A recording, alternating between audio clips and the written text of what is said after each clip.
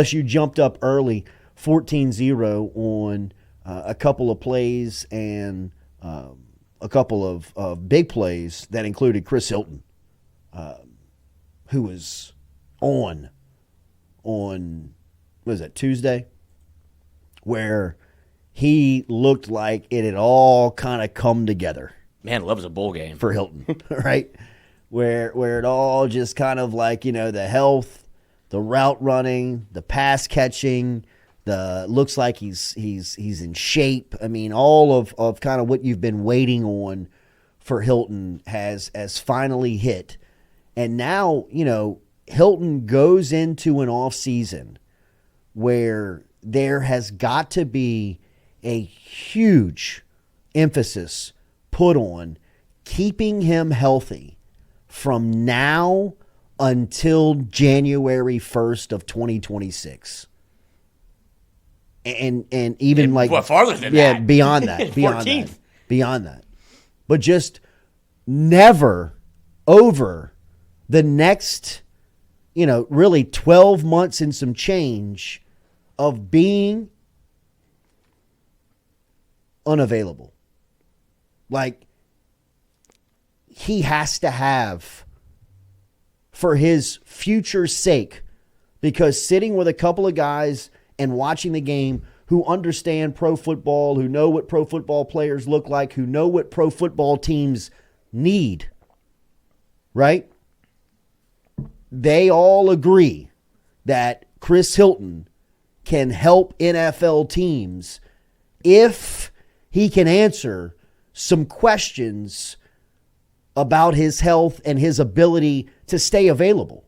That's really it, because when it's right, that is the stuff. Like, there were a couple of guys that, were involved with the Houston Texans, and they all said, along with Coach Sting, like, Chris Hilton could help the Texans today.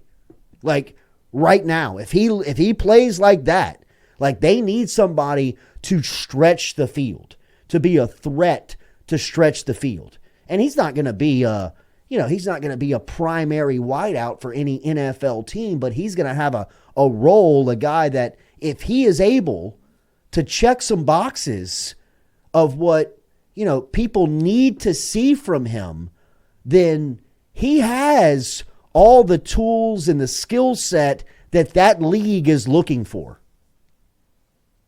And for him to do that, I thought, in an NFL stadium with Nussmeier and going into a final year now where talking to some people around LSU and then hearing some of the people around the NFL talk about Chris Hilton, like, there's a huge emphasis on him staying healthy for the sake of his future. Like, is he a pro or is he not? And if he's not healthy over the next 12 months, he's not a pro. If he stays healthy over the next 12 months and change, and LSU can be the team that we believe they have the capability of being, after you look at this recruiting class, after you look at the transfer portal, if you look at the guys coming back, and the ability of what they have next season, the opportunity of what they have next season to be a pretty damn good team, Chris Hilton could be a marquee player and a face of an offense that, arguably has the most talented quarterback coming back, or at least one of the most talked about quarterbacks in college football coming back for his next and final season. So I thought it was a great day for Chris Hilton. I love to see it. He caught a ball going across the middle one time. I thought he was going to split the safeties. I mean, he put his head down, and we have rarely seen Hilton top end it, like with the ball. Mm-hmm. On a lot of his routes, he will put his head down and sprint past people and catch these, the deep balls. But you've rarely seen him catch like a dig, a crosser, an out route, and like with the ball in his hand, downshift. Get this thing up and moving. Skipping the clutch. And I thought he was going to split him. I thought he was going to get out in the open field. He did not. He still played a great game. I mean, if he splits him, he might get drafted. That's what I'm saying. They're like, wait, don't play this good. There's an opportunity where he is that guy. Absolutely. I think there is some thought, like, that was pretty cool to sit around, to sit and hear what the next level thinks about him. And all the conversations are going to start with the health. Like, that's the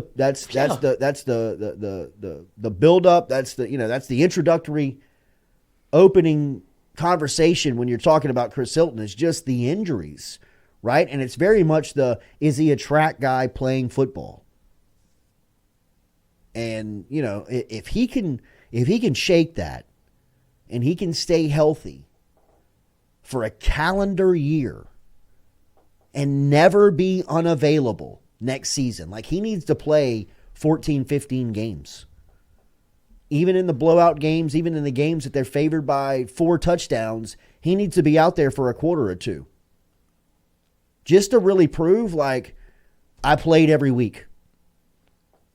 I mean, he's a game changer for Nuss. That's when you think about Garrett Nussmeier, what do you think about arm talent? And for him to actually have a legitimate downfield weapon. And from what we saw in camp, when Chris Hilton was healthy, he can do much more than just the go ball, but the go ball is plays. And you can see that Garrett Nussmeier, like, at the drop of a hat, like, you can change the scoreboard. Like, LSU was kind of sputtering down the field a little bit. You get the wild throw to Aaron Anderson, the toe taps, and you get a conversion from TWITTA Green on a 3rd down, and then it's boom, 56-yard touchdown pass. And it's like, whoa. Yeah. Like, that opened the thing up for LSU, where it's 14-0. And also before that, LSU was a little bit – this game could have gone a little bit differently, because if you remember on the first drive, they had to go for it on 4th down on, like, their own 35. Or were they barely across midfield? Yeah. And then it's 4th and 5. And, like, should you kick it? Should you punt it? And go for it. If you don't get that, it's a totally different game. And as you saw from Baylor, goes 1 of 5 on 4th down. And they could never convert. But LSU was able to convert early, then score a touchdown. And then Devon Keys gets a pick. And then Chris Hilton scores. That it was, whoa, this is LSU this is what it looks like next year. Watch out. Right, and I mean, the downfield passing game is something that we were looking for, talking about throughout the first half of the season without Chris Hilton there, because it can leave your offense just kind of handicapped where you can't really do much outside of it. But being able to stretch the field like that and having that threat out there all the time opens up so much more. That poor Baylor DB, I don't know his name, but I mean, he wasn't even in the screen. Yeah. It was just head down and say, oh, he's wide open. Yeah. See ya. You get that Chris Hilton, that's such a dynamic weapon to add to your football team. If you think about what's going to possibly be at wide receiver for LSU with Nick Anderson, the kid from another elite playmaker from Kentucky, Aaron Anderson, Xavier Thomas looked good with the ball in his hands. Like, that is TWITTA Green. Yeah.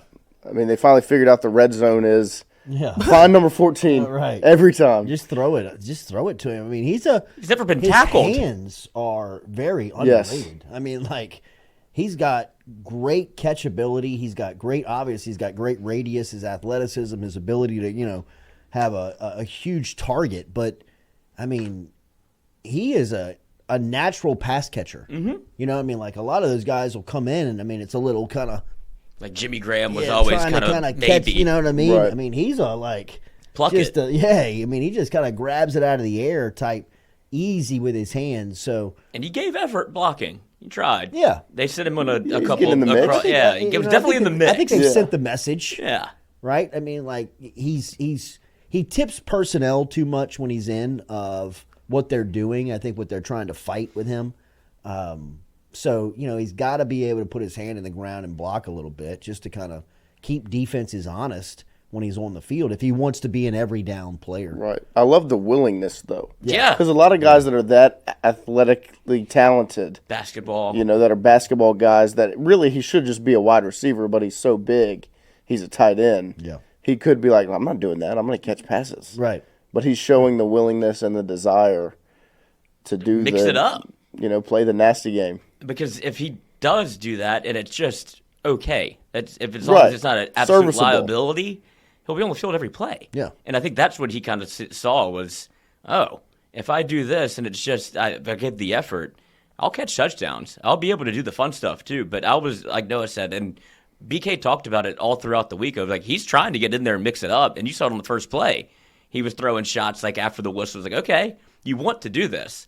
And so if that's another weapon for LSU to add, then that offense, and shout out to the offensive line. Like the mix mash of guys that have not played, and they put that together. You're able, the first play of the game, you ran the football for what, like 15 yards? Yeah. And it's like, okay, maybe you'll be able to block it a little bit. Yeah. So a lot of good came out of that bowl game from people that said it didn't matter, you don't care. I think from what you saw, yeah, but I think what you saw, you were like, okay, never mind, I do care. Absolutely, and I, you know what, I was thinking that as I was watching it, like, you know, I mean, that's why it's for people like in this position, fans who are like, I just want to see the young people work on the future and all that stuff. It's still competition.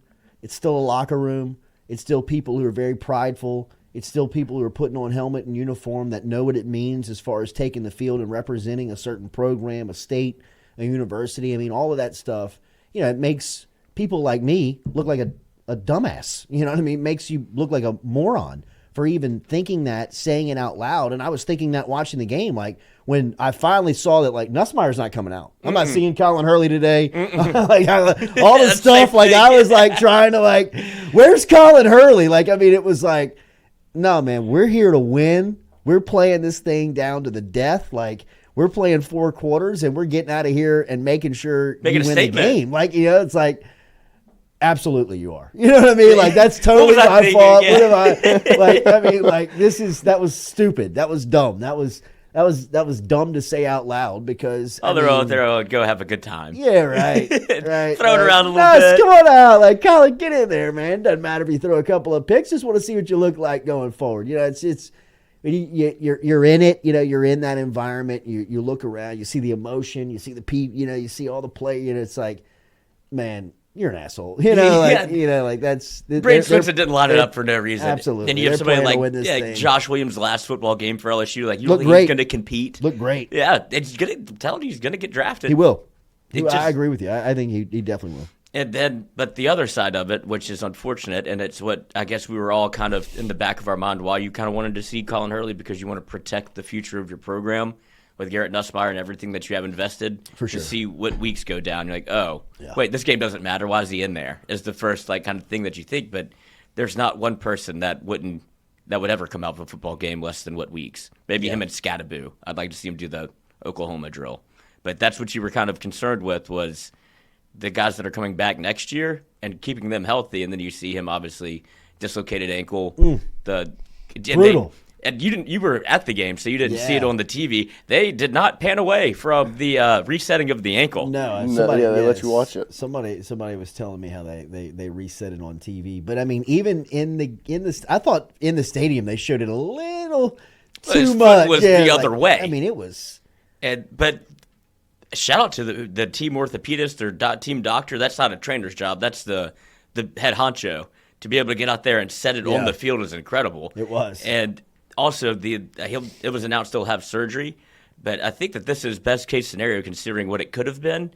Where you're thinking, you see the air cast come out, you're like compound fracture, like, oh god, this could be a long, clean dislocation, and then you'd have surgery. I think you just have to have surgery. I mean, you're talking about a 21-year-old supreme athlete. He's probably rehabbing right now. I mean, like, he'll be back and moving. You know, like I was getting some calls, and our friends from John Deere, who have a NIL and partnership, who, you know, we're partnered with the great people over at John Deere, and love what they do. They're obviously huge into LSU sports and the NIL game and doing a great job over there. Grace and her team are really kind of changing the way that John Deere is being thought of, looked at, really kind of, and the way that they're marketing, and deserve a ton of credit for that. And, you know, WIT is one of their latest, and really when you talk about brand, just, I mean, on brand signings. And her and I were going back and forth on, you know, like, what's going on? Is it, you know, and I was like, I don't think it's good, you know, I mean, and she was watching on and from the television, and she was the one that was like, this thing, he's in trouble. Like, I don't think it's supposed to go that way. Yeah, that's not it. So, but just, you know, like I was explaining to her and other, like, he'll be back. He'll be fine. He'll be, outside of the, like, decapitation. he'll be fine. Yeah, absolutely. Like, that guy is not. But the whole family, and shout out to his brother, who was clearly like emotional about Yeah, it, sure. and then he's get in the game, cuz. I thought And he played with his hair on fire. He did. Like that was a great look. A great scene of the whole team coming off the bench. Wow. And really kind of making sure that he understood that they were all with him. I thought that was a really powerful moment. It was definitely one inside the stadium. I don't know if it played on TV, but just to watch all those guys clear the bench and really sprint across the field to make sure that they all kind of looked him in the eyes and let him know, like, I got you, bro. We're with you. That man can't not smile. No. Even on when he's getting wheeled out on the gurney, essentially, and he's still like cheek to cheek, teeth smiling and like pumping the boys up. You're like, this guy is unbelievable personality. Like, you can see why everybody would come across the field for him. And it did raise the question. This is a little bit maybe off-season banter, but 18 next year? Possible. I think he's definitely somebody in the locker room that he's a connector. Yeah. He's somebody that brings everybody together. I think everybody really kind of, no defining moment, no more defining of a moment than him being injured and the entire team sprinting across the field to make sure that he understands, like, bro, we're with you. We got you. And I'm telling you, like, not one player on the sideline. Like, being inside the stadium, like, it was a clear, like, it felt like the whole support staff came with him. I mean, it was powerful to see. It's one of the great things about team. It's one of the great things about being a part of a team, right? It's just having that type of support backing and knowing that, look, man, I'm sure you got 105 people in a locker room. You got 85 guys on a team. You got, however many that travel and on a sideline. There's no way that everybody really personally likes one another. Everybody. I'm sure that there's some differences of personality and opinion in that locker room. But when it all comes down to it, it's all about the group. It's all about the locker room, the team, and that was a really cool moment for that. Yeah, absolutely.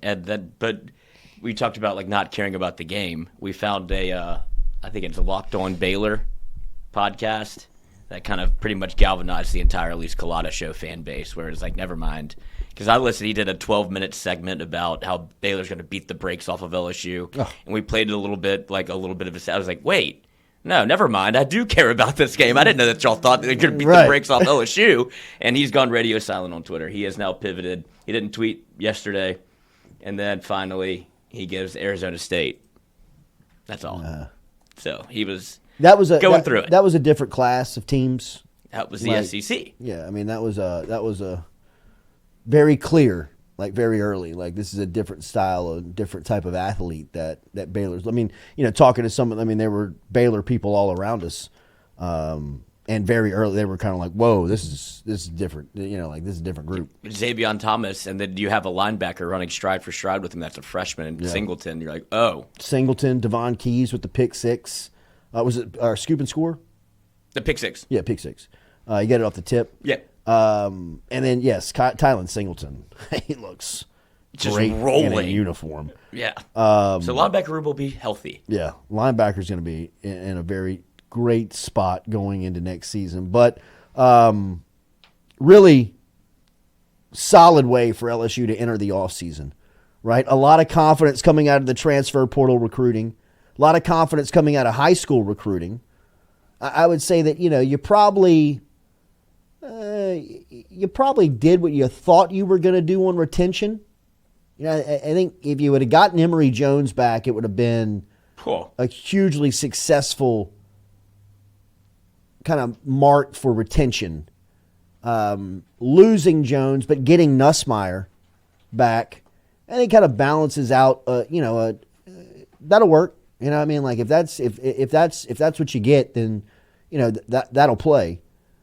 And leaving Houston with a really solid performance for a lot of people, and knowing what you have coming back and coming in, I think that LSU's got to be feeling as a really solid contender going into next season of the ability to make the 12-team playoff. Because I mean that's what it's about, and that's where they need to be. I mean that's where a program with their resources and their recruiting capability and the budgets that they play with, they need to be in the 12-team playoff year in year out. They need to be fighting for a spot for that. They weren't even close this season. I mean at the end of it, I mean they at points during the year they were, but when it came down to the last month of it, they had kind of fallen so far out of it that. They were really never a threat to make a run or trying to get back in it. They need to be in the field or first two out of the field every season if that's what it's going to be. But it feels like this is a team that they're putting together that could make a run towards contending. It starts all over again, right? You're going to find out very quickly about how much you'll be behind the 8 ball with Week 1 Clemson. Yeah. We were talking about this on a previous show. It was, do you think Clemson wants to play in that game as well? Because we were of the contention that they could win the ACC even with LSU is the one that has everything to lose because you start dropping games and then you have to go play at an SEC gauntlet again. You've seen what the SEC did to itself this year. Clemson can kind of fuck around and lose that. So it's not like you're negotiating in good faith. If you're Clemson, you're not like, oh, I don't want to play it. It's like, we'll play it. We just have to go through the ACC. LSU's like, we desperately don't want to play this game because we have to go through the SEC. Yeah, I mean, and look, I'm a huge advocate, supporter of the big games, out of conference, neutral environments. On campus. I love those matchups, but if it's about making the 12-team playoff, then it doesn't make the most sense to play them anymore. And what the formula is of what they're rewarding. I mean, if you look at the field and you look at what they're rewarding, I mean, it's about number of wins. It's not really about who you beat, because I do believe that the playoff committee has to look at the field and really talk about, because look, one thing that is going to be affected by this is going to be the advertisers. Because they've got people walking away from their televisions, their devices within the game, and they're not watching the ads. So that is going to be a real conversation starter for the business side of the college football playoff, to at least examining what the format, the field, the criteria looks like. Right? I mean, like, that's because it's not supposed to look like this. You should have more competitive games. You should have closer games. I know that the difference between the haves and the have-nots in college football is drastic, right? Like the fall off between some leagues' second and third best teams to their fourth, fifth, sixth teams are Mount Everest types of cliffs. But there's more balance in the game than this. And it's probably not Indiana, Boise State, and SMU in the field, or at least seeded like they are. Yeah, I mean, if we're looking to get the best games, you gotta include the best teams. And well, you say that, and I'm sure that a lot of the CFP committee, if they are still watching, which I very highly doubt, but they had to take a sigh of relief when you see Alabama lose to Michigan and South Carolina get knocked out. But if I'm in that room and I could easily play devil's advocate, we have made the team, or excuse me, we have made the season, and I'm speaking we and in the person of, like, I'm on the committee. We have made the season so much about making the playoff that it's our fault that we've watered down the bowl system. And I mean, I know that's a terrible look for Alabama. It's going to be a long off season for Kalen DeBoer. It was very clear in the first 10 minutes of that game, Alabama's got no interest of being here. They got no interest. And I'm not making excuses for them, but that's the same thing I was kind of thinking about LSU going into the Texas Bowl. Right? I think LSU was playing for a little bit more pride. They were playing for whatever it is, but it's still beyond the fact that the season is all about the playoff. The coaches have said that. The committee has said that. The athletic departments have said that. It's what the sport is. It's what it is, right? So I'm not judging. I'm not, for as good as LSU played, for as much momentum as they built up, it doesn't necessarily make me think that they're going to be a contender just off their bowl performance, as much as it doesn't make me believe that Alabama's program is, the wheels have become completely off because they didn't perform in their bowl, right? Like I think that it's probably not as bad as it looks for Alabama, and it's probably not as good as it feels for LSU right now. It's probably a little bit somewhere in the middle of kind of coming out of the last couple of days going into next season. I don't think I don't think you're going to get a real determining outcome on trying to judge teams coming out of non-playoff bowls. Well, I think, and for the teams that were left out, I think maybe you could look at it one of two ways, right? Where it's, oh, we thought we might have gotten into the college football playoff, we're left out, I don't care about this bowl game. Or it's, we need to make a statement that we should have been in the playoff. That would have been all of the talk if Alabama had routed Michigan 42-10, and then you have the Boise State game go the way it does, and you look around and go, maybe Alabama should. Like, that would have been a huge win for them just going to the offseason, and it would have put a kind of a lasting mark on how you were treated next year. Like, oh, we may have messed this up. Same thing for South Carolina, same thing for Ole Miss. If you go and blow a team out, you feel like we should have been in this, and then you see the current structure of how the college football playoff worked, where none of the games have really been competitive except for one. I think the committee would have looked at you differently going into next year. But instead, you lay an egg, and you have Jalen Milroe filming like NIL commercials before the game, and now Alabama wants him gone, and he's not going to the NFL. And so it just leaves your program in a state of a little bit more disarray, as opposed to this could have been a huge stepping stone for what the committee looks at next year. Yeah, I agree. And I think it's smart. That's like, if you're DeBoer, you have to pitch that. Like, yeah, absolutely. Boys. And that's good business by let's continue to refine. Let's not just get stuck in a way and just sit here and watch it, flounder in some respects. I mean, like, let's make sure and sharpen the iron and make sure you're swinging the most fierce sword every year. Like, where you make it as good and as attractive as possible, right? And I think the format and the way that it played out this year doesn't really sell me on that's the most attractive way to handle the college football playoff format. Maybe it is. Maybe this is just an outlying season. But I imagine if you would keep the field and the format looking like it is, that you're going to have a lot of similar outcomes in these types of formats, in these types of fields, right? I mean, I guess it's easier for me here to sit here and say that I would have much rather watched Ole Miss versus Penn State. Mm-hmm. Right? But I think that there's going to be an off-season of second-guessing for a lot of people whose responsibility and job it is to make sure that the thing is a viewing product, not only for us, but more importantly for the money. Like, that's why that conversation is going to change a little bit, is because you're going to have some money people coming down and saying, look, we paid top dollar for the Rose Bowl. And 30 minutes into it, nearly a quarter of the viewers had already checked out. By halftime, it was half dead. By the third quarter, the thing didn't even have a heartbeat. And I'm paying near Super Bowl type money for this ad. Like, you got to give me a better product. So they'll listen to that.